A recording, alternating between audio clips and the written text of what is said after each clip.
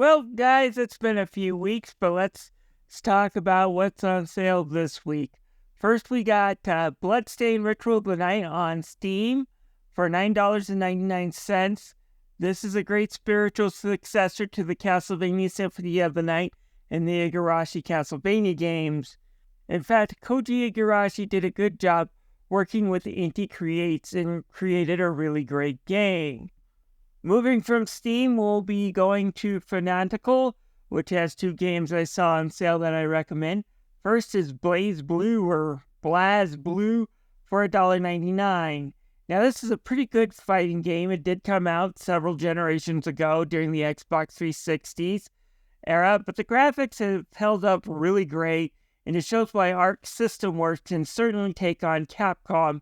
The story mode is unique with different endings depending on choices made in and out of combat, and the story makes a bit of a sense, so it's definitely a unique fighting game that I can recommend. I did enjoy it, so I do recommend picking it up for $1.99. Another one that I wouldn't necessarily recommend at full price, but I would say definitely worth checking out for $2.59 is the River City Sports Challenge, which is a remake of an NES game. You can find this Famicom version on the Nintendo Switch Online. The remake, though, is a lot more balanced and a lot more fun, in my opinion. But basically what the River City Sports Challenge is a bunch of wacky sports games that takes Kunio and the gang as they try to conquer the rival high school in some crazy, wacky sport challenges. I do recommend picking this up. Then we're going to move to Humble Bundle, and they got some Square Enix games for sale. First is Final Fantasy X and X-2 HD Remastered for its usual sale price of $11.99. Final Fantasy X is the first Final Fantasy to have voice acting, and it still holds up. The audio compression of those voice samples, not so much, but the acting really does. You got people like James Arnold Taylor playing Tidus, as well as Joe DiMaggio, I think is his name, who plays Waka, and he did the likes of Bender from Futurama, so you got a great voice cast. And the gameplay is pretty good, and the story is, for the most part, satisfying. It's turn-based action, but it's still fun. The sequel is nowhere near as good, and it's the 180 on the tone that will cause the whiplash. I mean, the first one starts off with people who look like they're about to die from despair and are in the middle of a funeral service. And the sequel starts with the pop song rock concert. But the game is still fun as long as you understand you're not supposed to take it as seriously as its predecessor. And for $12, I do recommend checking out this collection. However, if you're looking for cheap but still good, there is Chrono Trigger for $7.49. The legendary game that combined Final Fantasy creators with Dragon Quest creators included artwork by Akira Toriyama. The game is for the most part balanced. While some grinding does occur, it's not necessarily required, and the game goes fast-paced. Plus, the New Game Plus with some sillier endings makes this one worth checking out for $7.49. Finally, we have the Final Fantasy VII Remake for $34.99. Now, this remake did surprise me on how much I enjoyed it. I enjoyed the world, and I loved the expansion to the prelogue from the original 7. Midgar now springs to life as a city that looks like it's lived in, both in the slums and in the plate. The battle system is also really fun.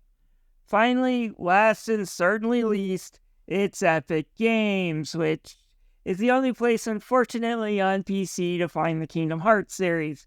But still, Kingdom Hearts 1.5 plus 2.5 for $19.99. This will definitely remember there was a time when he loved Disney.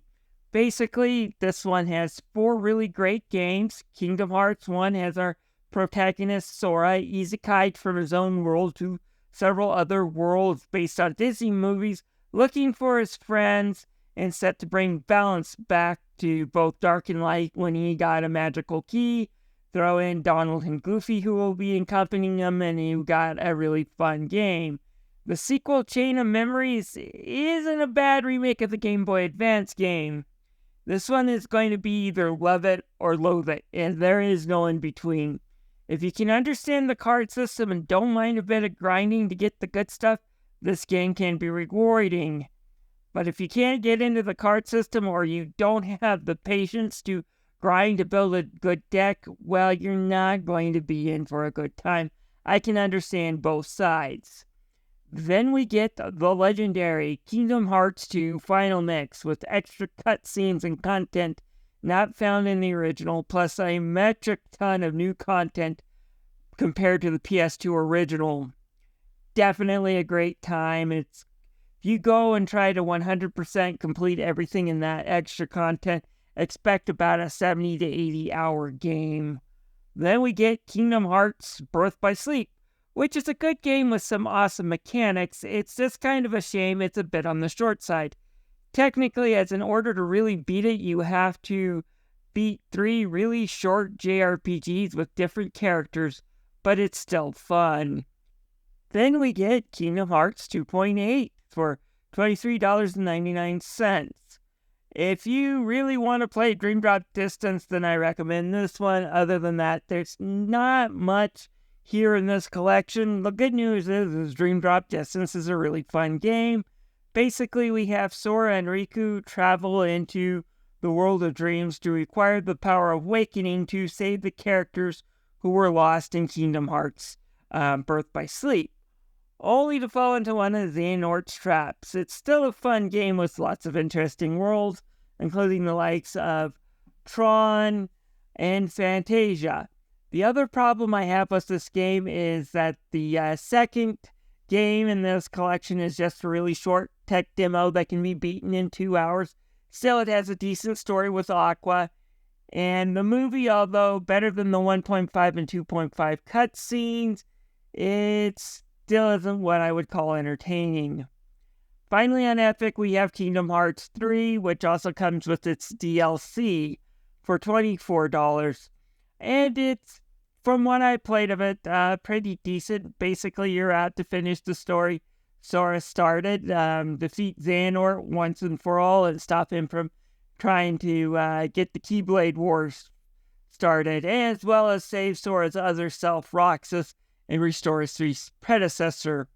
While it's nowhere as good as Kingdom Hearts 2 Final Mix by any means, 3 is still a fun game with an interesting story, and the Unreal Engine graphics do make the Lasseter-era Disney movies really pop and come alive. That said, battle system is a little floaty, and they give you way too options to really just nuke the screen with really flashy effects, but it's still not as solid as some of the others, but it's still worth checking out. Anyways, guys, this is my review for this week. Let me know what it's going on the comments below. I do apologize for not getting any out the last couple of weeks. I've just been extremely tired when I hit the weekend, so I haven't had energy to do these. But I do hope to get them back up and running soon. Bye!